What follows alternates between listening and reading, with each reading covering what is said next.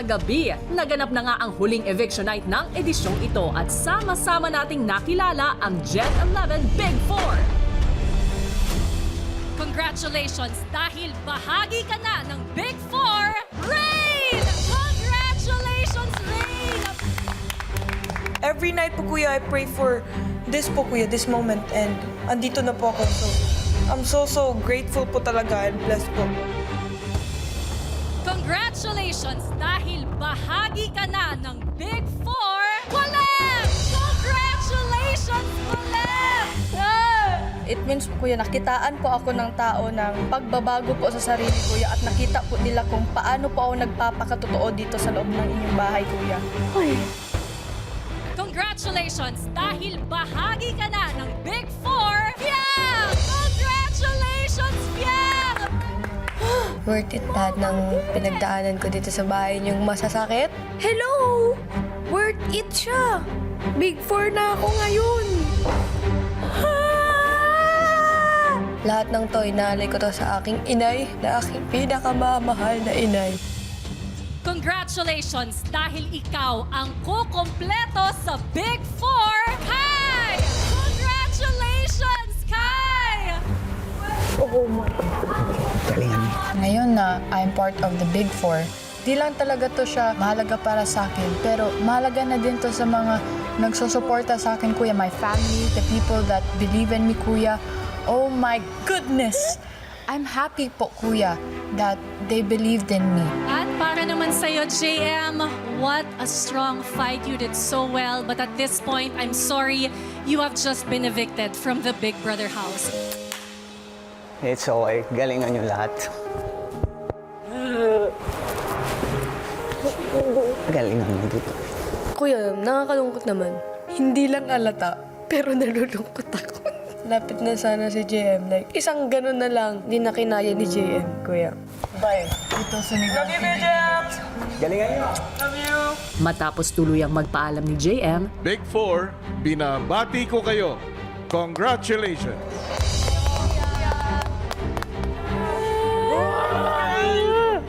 Little Sinigang, pipi pipi!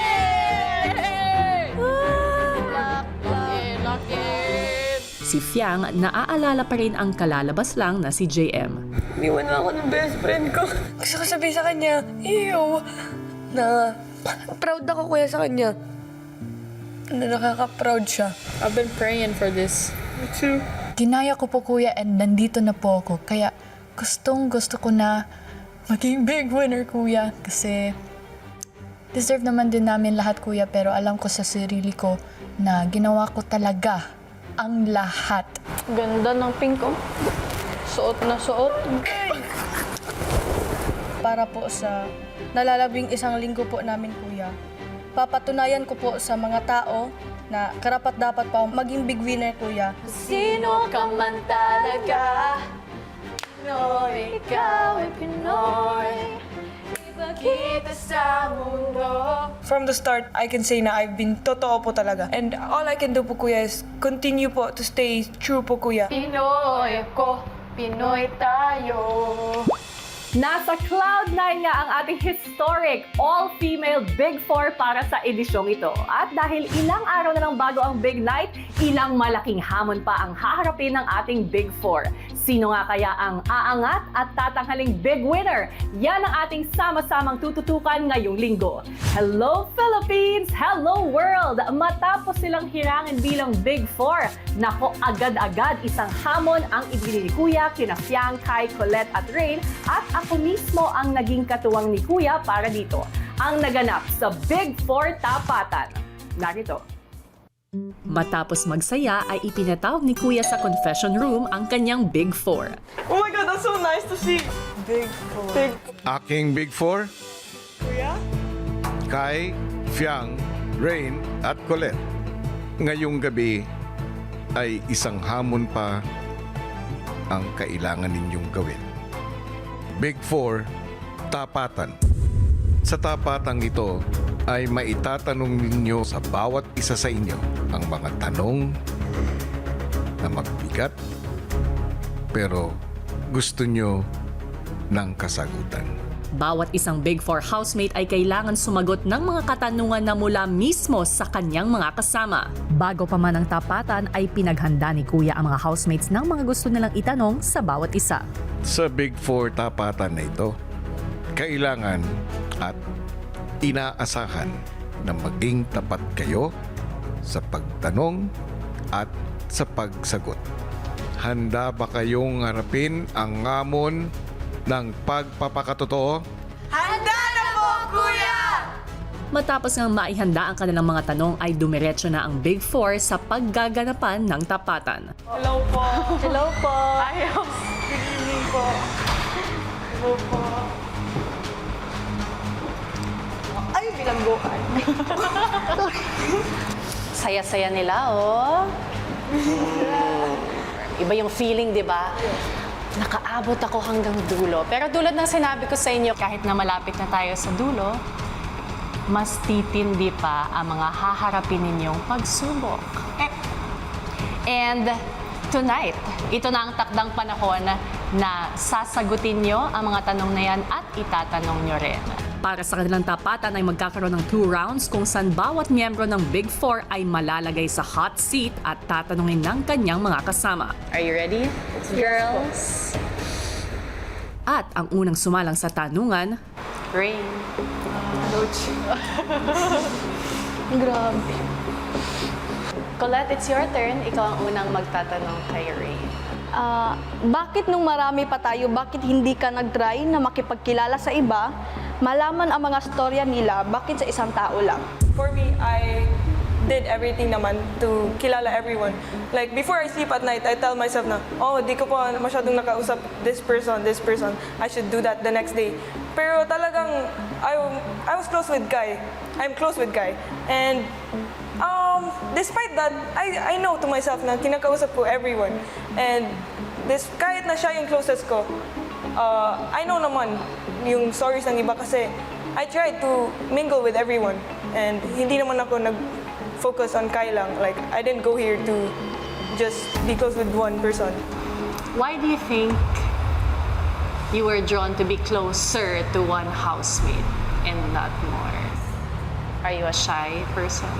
I guess naging close talaga kami ni Kai kasi I found very many similarities sa kanya and parang naging comfortable ako kaagad na I can tell everything talaga sa kanya, which I can't do sa iba. Not everyone can understand me the way she does. Between both of us, setting aside our friendship, sino sa tingin mo mas deserving para maging big winner at bakit?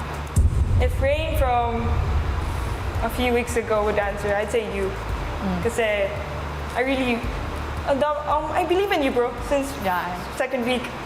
But as the Rain now, I've learned so much in this house na parang I believe less in myself. And I realize ngayon na that question I should answer myself. Big winner material si Rain kasi I came here for my dreams, for my family, and for myself. And I believe wala naman akong nagawa to not deserve it. Last question for this round. Yeah. Rain, who's your least favorite housemates? Oh my gosh!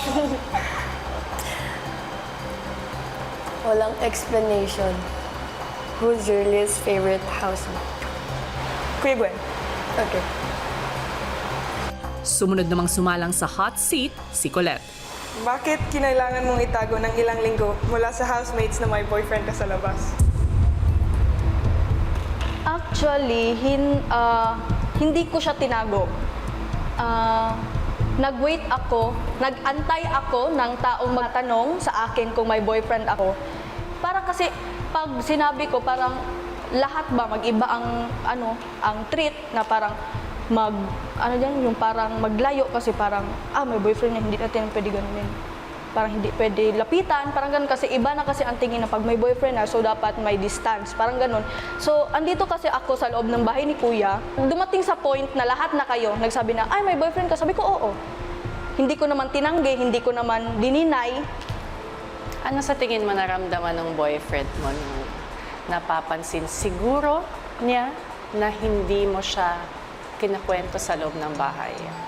Ate Bianca, wala naman pong time na hindi ko siya kinikwento kung hindi po ina-ask sa akin po. Kasi for me, parang kung nasa group kayo ng circle of friends kayo, tapos, I mean, dito sa loob, parang kung mag-usap-usap, tapos pangit naman po kung magsabi ako na, "Uy, may boyfriend ako, 3 years na kami." Parang siguro po, may time po siguro na parang may ano siya, may doubt po siya na parang iba ang ginagawa ko, pero may usapan po kami sa labas na kung ano po yung dito sa loob, ano po yun, wala lang po yun. So, if ever man po na nasaktan ko siya, sa labas po namin yung pag-usapan at isettle po kung ano man po ang nangyari.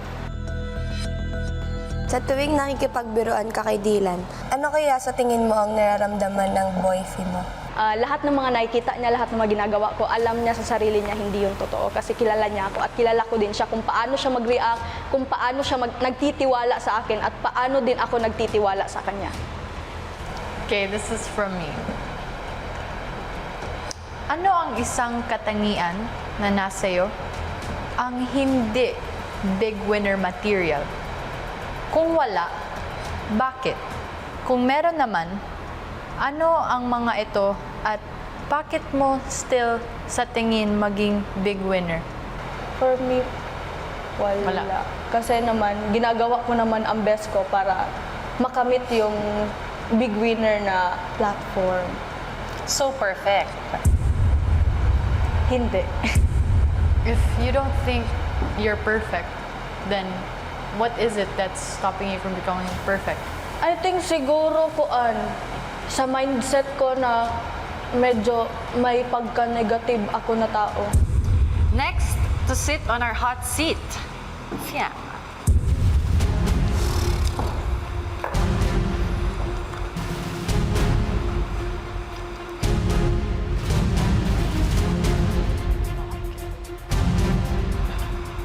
Ang iyong first question, Fiang, from Kai. Karamihan sa mga housemates thought of you as disrespectful. At naging nominado ka na din dahil dito many times. Bakit mo pa rin sa tingin na deserve mo maging big winner? Welcome mga Maya-Mayan! This is a new Maya user exclusive. Gusto mo bang i-save ang iyong favorite housemate and save money? Join now and vote to get 100 peso cashback. How? Step 1. Sign up to Maya at i-upgrade ang iyong account. Step 2. Itap ang PBB icon at bumili ng 100 peso vote. Step 3. Tap claim to get your 100 peso cashback. Save a housemate. Save your money. #save with Maya. Maya, ang bangko ng housemates ni Kuya. Download now.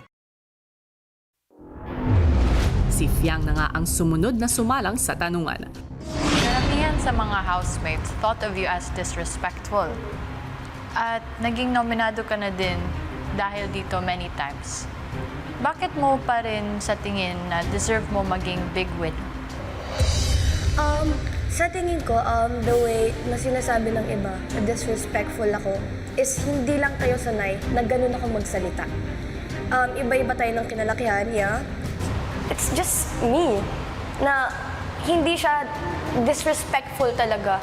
May respect ako sa tao, although sinabi ko kay Colette yun na kahit hindi ako nag-aate sa kanya or kahit binabalagbag ko siya, I still respect her, you know, as mas nakakatanda. And sa tingin ko, hindi siya disrespectful. It's just, hindi lang kayo sanay na ganito ako. And sa tingin ko, dapat pa din ako maging big winner kasi although hindi siya disrespectful, pero nagawa kong mag-adjust, nagawa kong baguhin the way akong magsalita. From Colette.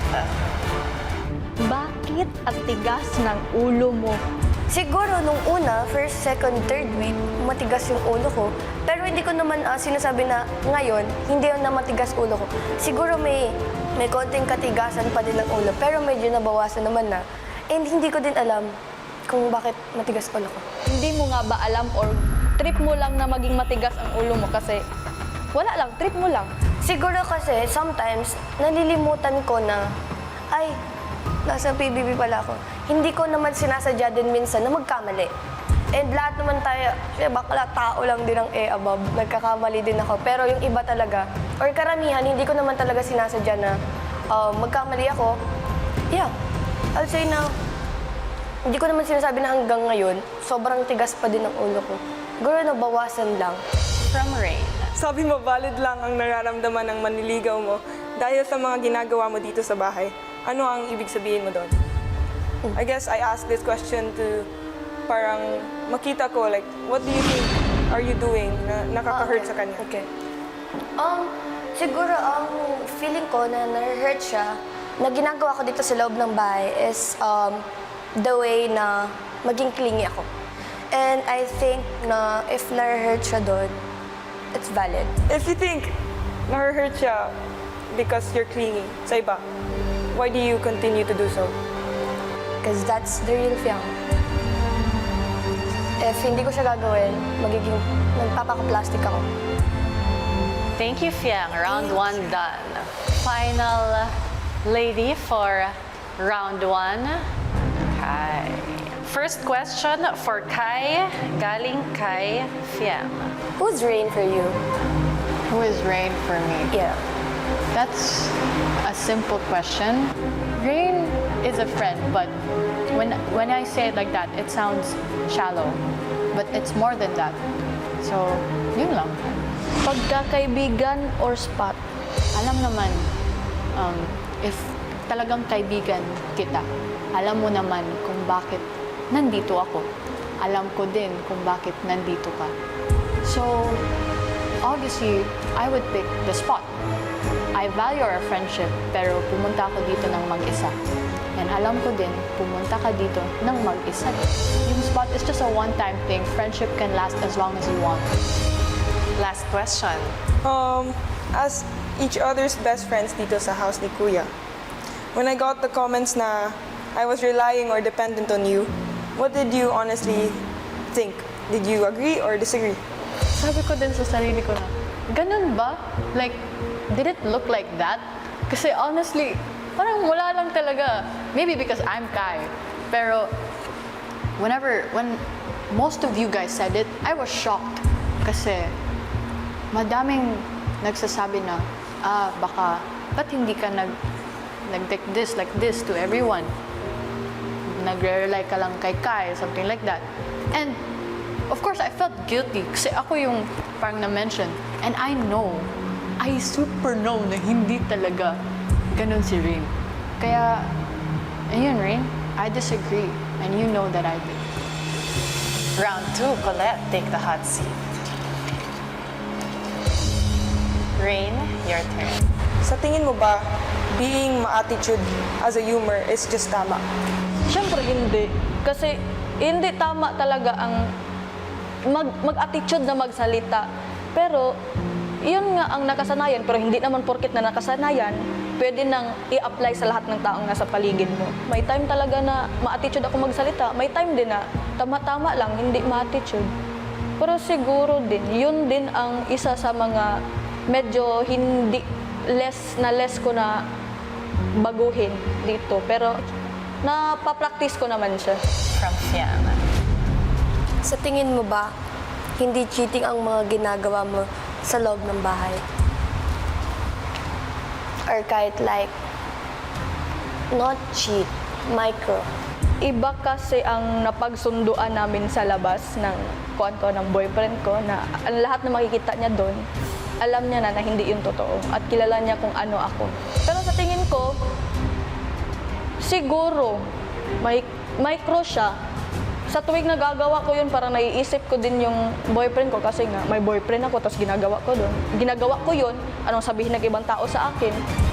Siguro parang na ano na lang din ako, nag-go with the flow na lang ako kasi nga parang parang effective na parang i-joke ko si Dylan na ganun. So may time din na alam ko na parang iba na yung naiisip niya kasi nga hindi ko din alam kung ano talaga tong totoong naiisip niya sa labas kasi nga hindi kami nagkakausap. Pero ang one thing lang talaga na ma-sure ko sa sarili ko, alam niya kung ano ako at ano yung mga ginagawa ko kasi nakikita niya naman ako. Siguro may time siguro na nagigilty ako kasi nga parang over the sobra na ba? Ano ba yung mga bagay na nagagawa mo? Siguro nung nakikipagbiruan ako kay Dylan na parang ina-actionan niya ako na tinitignan, ginaganon ko. So parang ako din pa, Yung parang pakilig-kilig kuno. Pakilig-kilig kuno ba? Pero nung time na yon, kilig kuno or kilig? Sa akin, Ate Bianca, kilig kuno lang talaga siya. Kasi pwede kong nang sabihin kasi andito na ako. Tapatan na to talaga. Minsan, nawiwirduhan talaga ako kay Dylan pag, totoo naman. Nawiwirduhan po talaga ako pag nakaganon siya sa akin. Paano kung nasaktan si boyfriend sa lahat ng yun? I think, Ate Bianca, kung ganun talaga na nasaktan ko po talaga siya, alam ko po na pipiliin niya po yung sarili niya po kaysa sa akin. So, parang naging iba po yung dating sa kanya. Talagang iba naman talaga. Kung hindi naman natural sa babae na pag may boyfriend, ganun ang gawin. Anong mas importante sa'yo? Pangarap kesa sa pinagsamahan? So, sa dalawang yan, ang pipiliin ko, syempre ang pangarap ko. Kasi gaya nga ng sabi mo, pumasok tayo dito ng tayo lang mag-isa. Kasi pumunta ako dito para sa Big Four, sa pangarap. Sila ang ating New Gen Big Four. Ang anakabugerang influencer ng Mandaluyong, Yang. Ang singing gwapa ng Cebu, Kai. Ang makitlit na raketera ng General Santos, Colette. Ang cheerful langga ng Cebu, Rain. Sino ang big winner mo? Level up ang pagboto via Maya app. Piliin ang housemate na gusto mong maging big winner. You have the unlimited power to vote. Pinoy Big Brother, Gen 11, the final stage at the big night. Ngayong October 26 na.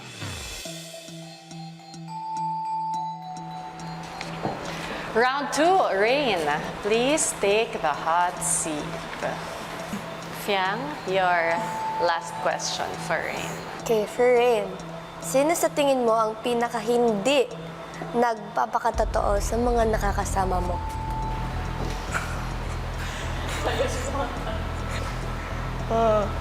Right. Like, tayo. Just your Big Four? Yeah, just here. First of all, kasi, I'd say this question is so hard talaga kasi Big Four. And alam ko how it is to live dito sa house ni Kuya. It's so hard to be fake or like, di totoo. Kasi parang, nakakalimutan nga natin we're in this show. Parang, we're so true. And, I don't know, I can't, hirap ng question mo, no? Hindi ka makapili kung sino sa Big Four yung hindi nagpapakatotoo. Pero sino sa Big Four yung sa tingin mo meron pang side na hindi napapakita sa iba? I'd say, Yang. Kasi, sometimes I get confused sa mga answers mo, especially about what happened to you recently sa Manliligaw. Sometimes your answer is like, I don't want to go back. Pero sometimes your answer is, I will go back. I'm also confused, like, saan ka ba talaga? So, siguro, there's a side of you na hindi mo pa ma-show. Kasi, I feel like talagang there's something pa. Yeah. Nagko-confuse kasi ako, ano ba talaga answer mo eh. So, yeah. Thank you, Rain. Thank you po. Please have a seat. Final round for you, Kai. Rain, you have a second question for Kai. Do you enjoy calling yourself a tamad girly? Sometimes, oo. Sometimes, hindi. I don't like calling myself tamad. I don't think I'm actually tamad kasi alam ko naman kaya kong gawin and sometimes I just do it. Na-understand na yun ni Rain kung bakit ako ganun sometimes. In a way, it's nice that I'm aware, just a balance of everything and nothing. So tatanungin kita nung tinanong ko din kay Fiang, do you think you are a good role model, lalong-lalo na sa mga kabataan? For me, in a way, oo. This generation has really opened up their minds. I'm just saying, I acknowledge the fact that I make mistakes. And you might have to, kasi tao lang din naman tayo. The fact that I was able to change it, at least aware ako, at least I was able to learn something out of it, edi talagang mas nakaka-inspire yun sa mga tao.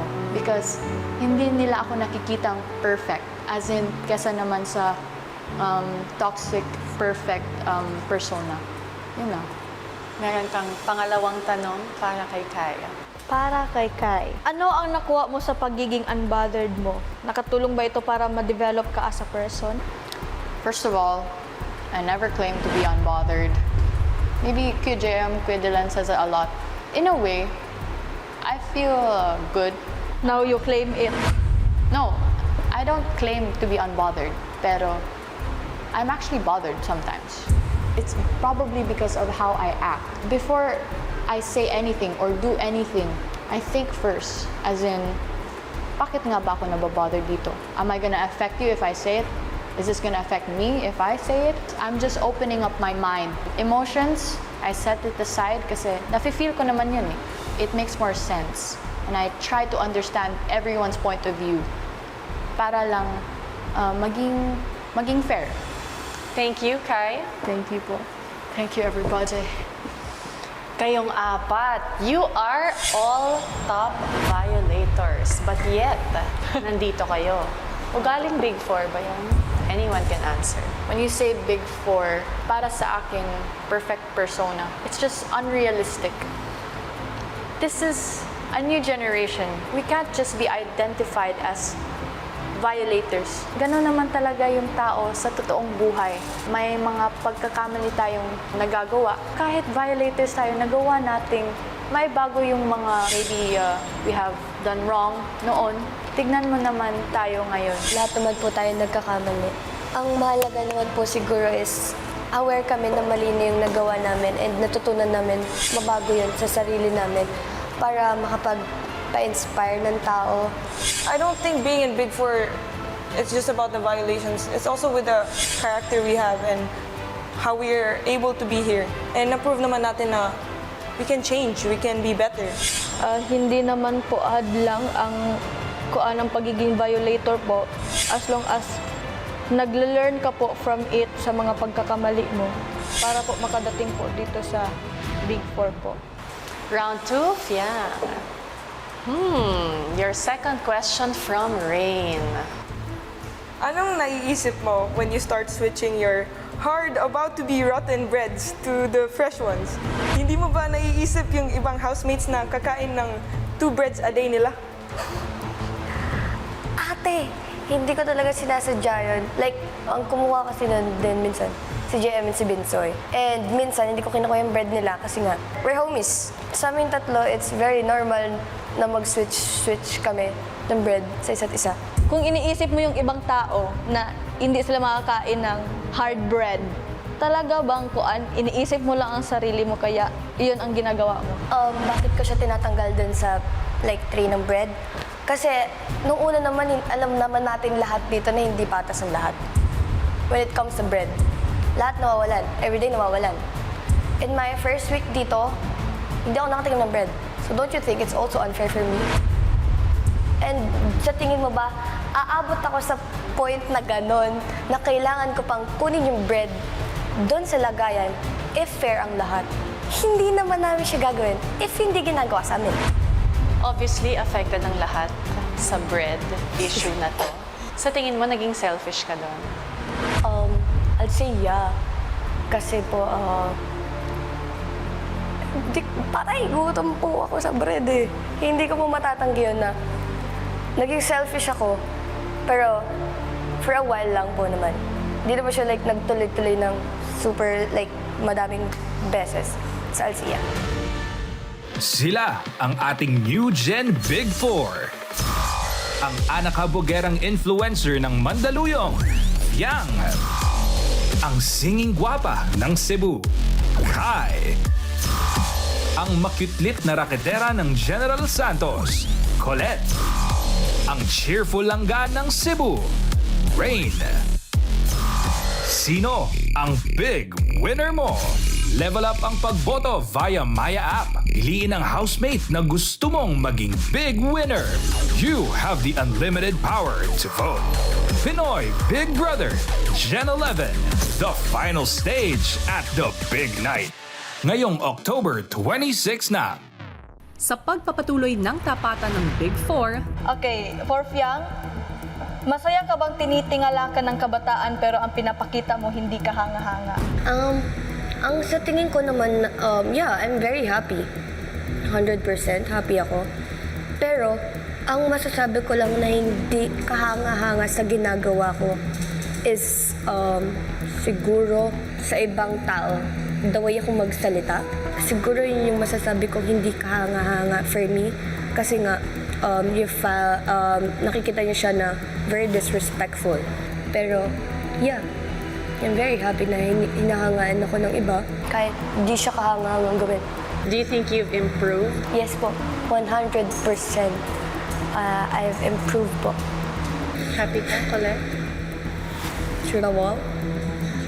Gara po. Thank you, Fian. Maraming salamat sa lahat ng mga tanong at sa lahat ng mga sagot. Ang Big Four ng Pinoy Big Brother Gen 11. Ay, bago tayo matapos, I have a box here. May gustong ipabigay si Kuya sa kanyang Big Four. At ang laman ng box na ito ay... Wow! For the flowering! Yes! Pero, ang lahat ng mga flowers na nandito sa loob ay sumisimbolo sa mga katangian ng karapat-dapat maging Big Four. Bago ko ibigay ang mga bulaklak na ito sa inyo, kailangan ninyong mapagdesisyonan among you four, sino ang pinaka maalaga, sino ang pinaka madiskarte, sino ang pinaka matalino, at sino ang pinaka maaasahan. There is no right or wrong answer as long as lahat kayo nag-agree sa kung sino ang pinaka. Madiskarte si Kai. Kasi makita naman natin sa mga tasks, very good at ano. And ikaw, maasahan kasi in times of, katulad nung lahat kami, we had to do tasks. You cook for us, gano'n. At Colette, very maalaga kasi she does a lot in the house. I guess I can take matalino kasi siguro so understanding with yung mga nangyayari sa situations. That's for me. Madiskarte, maaasahan. Talagang maaasahan ka talaga.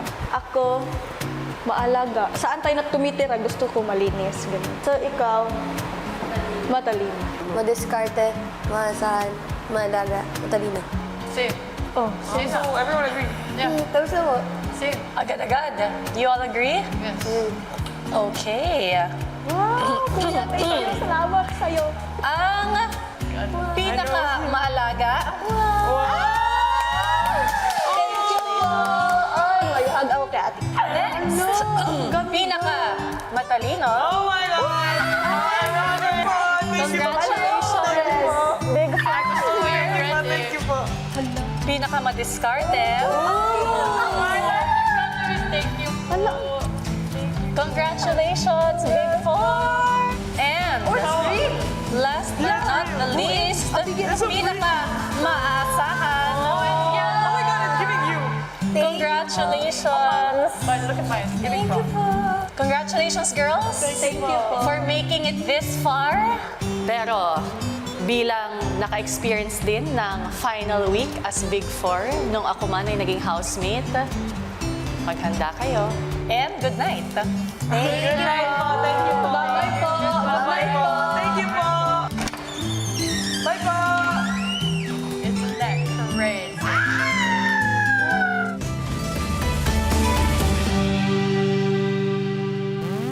Simula pa lang yan ng mga huling pagsubok na pagdadaanan ng ating New Gen Big Four. Ano nga kaya yung halaga ng mga katangian na pinaka-maalaga, matalino, madiskarte at maaasahan? At paano tayo matutulungan ng mga ito para makilala ang karapat-dapat na big winner? Aabangan natin yan sa mga susunod na araw. Hello? Mga damit natin.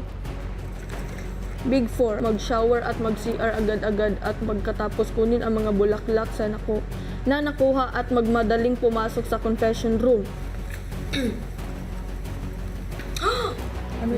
Big Four, mula sa araw na ito, maghihiwalay na kayo. Ang bawat isa ay mananatili sa loob ng isang kwarto at doon na maninirahan.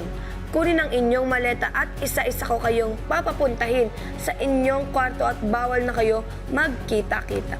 Good luck, big brother. Magandang araw. Who was that? Was that me? Anong pangalan mo? Rain po. Nice to meet you, Rain. Nice to meet you po. Who are you po? Ako si Madam, ang Artificial Intelligence System ni Kuya. Oh, kaya mo bang isolve yan? Hindi po. Hindi kasi ikaw ang pinakamatalino. Matalino naman po, pero hindi pa ko great remember. Akala ko matalino ka. Masanay ka na. Aba, buong araw to, madam.